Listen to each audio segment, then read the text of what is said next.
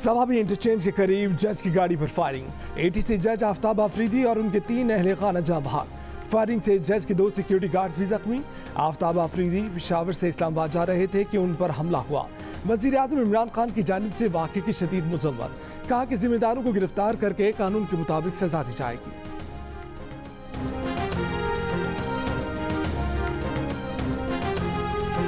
जनूबी अफ्रीका ने दूसरे वनडे में पाकिस्तान को 17 रन से हरा दिया। फखर जमान की 193 रन की इनिंग्स भी काम ना आ सकी।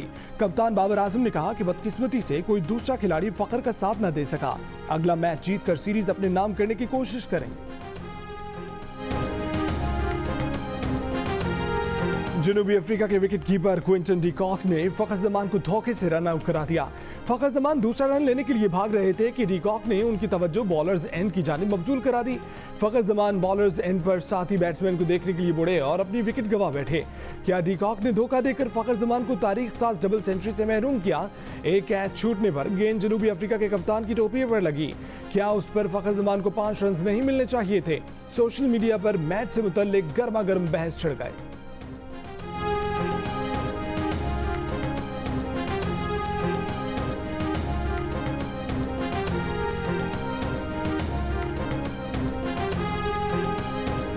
साबिक फास्ट बॉलर शुएब अख्तर ने कहा है कि काश फखर जमान आज 200 रन कर जाते। जियो न्यूज से गुफ्तगू में कहा कि गेम की स्पिरिट के खिलाफ चीजें देखकर दुख हुआ। जनूबी अफ्रीका की टीम को बहुत सारे मसाइल का सामना है। अदलिया अगर साथ नहीं देगी हम नहीं लड़ सकते। हमने नवाज शरीफ के लिए 7 अरब का बॉन्ड मांगा, अदालत ने ऐसे ही जाने दिया।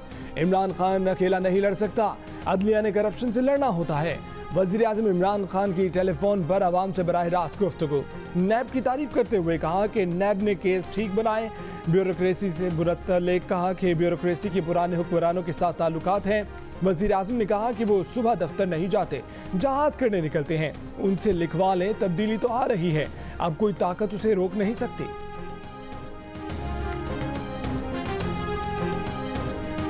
जिन जमातों ने गिलानी को नाअहल करवाया, उन्हीं के वोटों से हम गिलानी को पार्लियामेंट में ले आए। बिलावल भुट्टो का नोडेरो में खिताब, कहा कि पीपल्स पार्टी चाहती है ऑपोजिशन की सियासी जमातें मिलकर बराबरी और इज्जत के साथ काम करें। पीपल्स पार्टी ऑपोजिशन के साथ मिलकर या अकेले ऑपोजिशन के लिए तैयार है। अफसोस है जब लॉन्ग मार्च के मौके पर सब तैयारी थी तो ऑपोजिशन ने ऑपोजिशन के साथ ऑपोजिशन शुरू की। पंजाब में कठपुतली वजीर आला को गिरा के इस्लामाबाद पहुंचते तो ये लोग खुद ही भाग जाते। बिलावल ने कहा कि ऑपोजिशन का एक तरीका वो है जो पीपल्स पार्टी कर रही है, दूसरा तरीका 9 सितारे वाला मॉडल है। 9 सितारे वाली ऑपोजिशन आवाम को हकूक नहीं दिलवाती।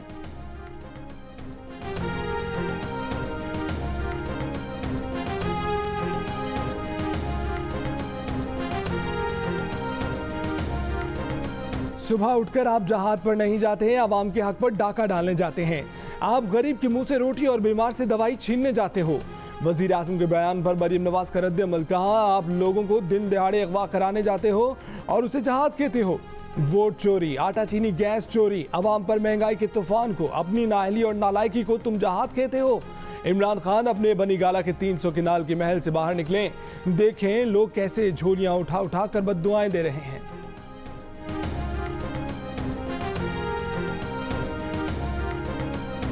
महकमा तालीम सिंध का मंगल से 15 दिन के लिए सूबे भर की 8वीं जमात तक के तमाम तालिब इल्मों के लिए स्कूल बंद करने का ऐलान। वजीर तालीम सईद गनी ने कहा कि 6 अप्रैल से 15 रोज के लिए 8वीं जमात के तलबा के लिए स्कूलों में क्लासें मुअत्तल रहेंगी।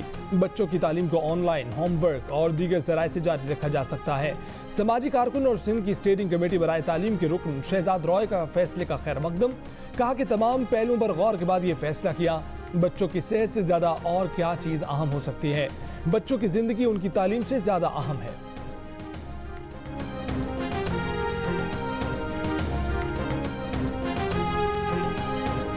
National command and operation centre में तालीम और सेहत के वुज़रा का इजलास मंगल को होगा।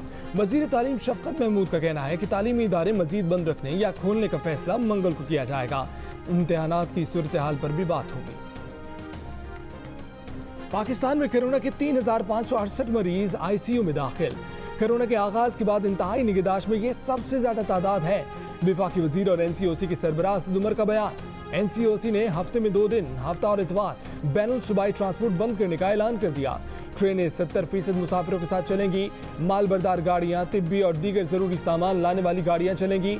24 घंटों के दौरान कोरोना वायरस मुल्क में मजीद 81 जिंदगियां ले गया। मुस्बत केसों की शरह 9% रही।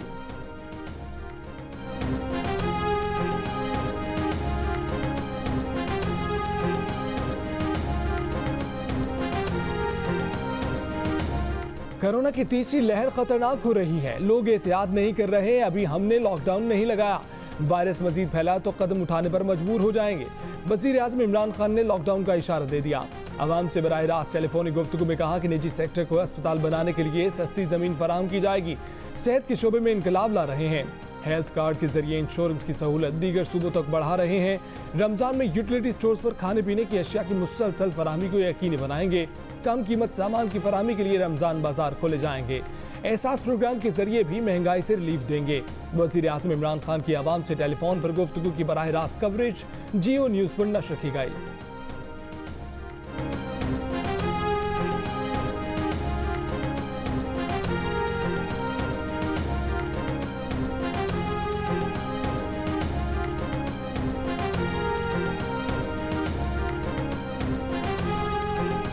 कोरोना का फैलाव रोकने के लिए सिविल एविएशन अथॉरिटी ने कैटेगरी सी में शामिल मुल्कों की तादाद में इजाफा कर दिया। बरतानिया अब भी कैटेगरी बी में ही शामिल। कैटेगरी सी के मुल्कों से पाकिस्तानी पासपोर्ट रखने वाले भी वापस नहीं आ सकेंगे। मुसाफिरों की आमद NCOC की गाइडलाइन से मशरूत होगी। कैटेगरी बी में शामिल मुल्कों के मुसाफिरों को पाकिस्तान आने से 72 घंटे पहले PCR टेस्ट करवाना होगा।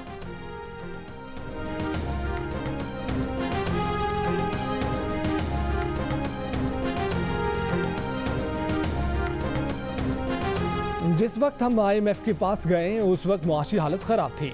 मॉनेटरी पॉलिसी से मईशत को सपोर्ट मिली। हमारा फोकस है कि लोगों का रोजगार बचाया जाए। मुल्की मफाद को मद्देनजर रखकर IMF से बात करेंगे। जो पॉलिसियां पाकिस्तान के हक में होंगी उन पर ही अमल करेंगे। गवर्नर स्टेट बैंक रजा बाकिर की जियो न्यूज के प्रोग्राम ने पाकिस्तान में गुफ्तगू कहा, मुल्क की मईशत दुरुस्त समत में गामजन है। मुस्तकबिल करीब में शरह सूद में इजाफा नहीं देख रहे। अगर शरह सूद में इजाफा करना पड़ा तो तेजी से नहीं बल्कि आहिस्ता आहिस्ता करेंगे।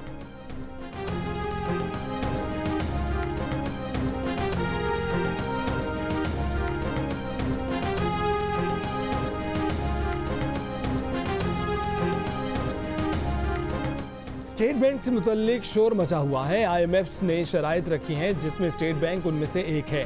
अभी सिर्फ सरसरी चीज सामने आई है, पार्लियामेंट में बहस होनी है। वजीर आज़म इमरान खान का आवाम से टेलीफोनिक गुफ्तगू में इजहार ख्याल, कहा कि उन पर एतमाद रखें, उनका जीना मरना यही है। भारत से तिजारत से मुतल्लिक कहा कि ये बात सिर्फ ज़ेर गौर आई थी कि क्या भारत से इमरजेंसी में चीनी खरीद लें, लेकिन काबीना ने फैसला किया कि कोई ऐसी चीज़ नहीं करेंगे कि कश्मीरियों को ये लगे कि हम नॉर्मलाइजेशन की तरफ जा रहे हैं। भारत की 5 अगस्त की पोजीशन पर वापस जाने तक ताल्लुकात मामूल पर नहीं आ सकते।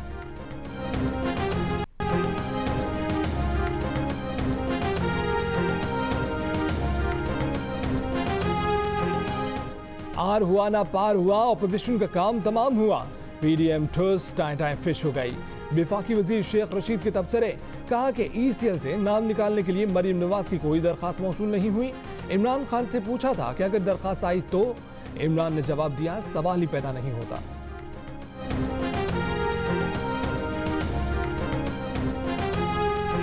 अपनी इजाजत अपने पास ही रखें, बहुत जल्द आपको इसकी जरूरत पड़ने वाली है।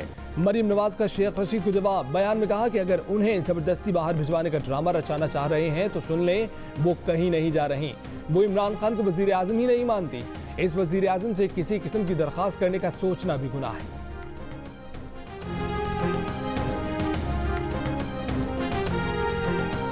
सिक्योरिटी फोर्सेस का शुमाली वजीरिस्तान के इलाके दिवागर में ऑपरेशन। ISPR के मुताबिक सिक्योरिटी फोर्सेस के साथ फायरिंग के तबादले में मुबैना दहशतगर्द जाहिदुद्दीन हलाक।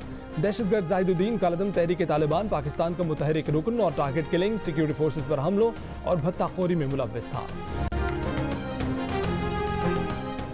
मुल्क भर में 65 साल की उम्र के अफराद की वॉक इन वैक्सीनेशन जारी। कराची के बाद लाहौर की निजी लैब में भी कोरोना की रूसी वैक्सीन लगाई जा रही है। कराची की मुख्तलिफ निजी अस्पतालों में भी रूस से दरामद वैक्सीन लगाने का अमल जारी। वैक्सीन लगवाने वालों का पैगाम है कि पाकिस्तान में मामूल की जिंदगी की वापसी चाहते हैं तो वैक्सीन को हाँ, कोरोना को ना।